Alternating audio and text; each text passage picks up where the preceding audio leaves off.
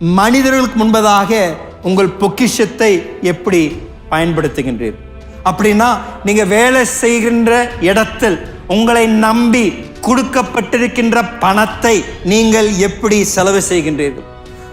வேலை செய்கின்ற இடத்துல உங்களை நம்பி பணத்தை கொடுத்து இதை போய் வாங்கிட்டு வான்னு சொல்லும் பொழுது நீங்க போய் போலி கணக்கு எழுதி உங்க கம்பெனியில காசு பில்லை கொடுக்குறீங்களா? அல்ல கடன் வாங்கி அதை திருப்பி தரணும்னு எந்த ஒரு எண்ணமும் இல்லாம மற்றவர்கிட்ட காசை வாங்கி நீங்க அவங்க இடத்திலிருந்து ஏமாத்தி கொண்டிருக்கின்றீர்களா?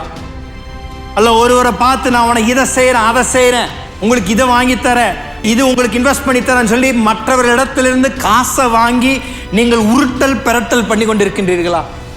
இன்றைக்கு பலர் சபைக்குள்ளே இருந்து அவர்களுடைய பொக்கிஷத்தை மனிதருக்கு முன்பதாக தவறாக பயன்படுத்தி கொண்டு வருகின்றார்.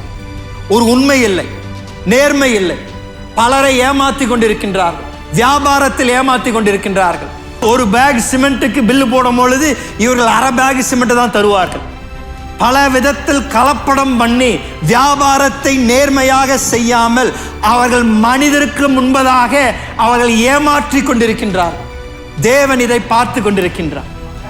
தேவன் இதற்கு ஒவ்வொருவருக்கும் தேவன் இதுல கணக்கு கேட்பார். இதை மறந்துடாதீங்க.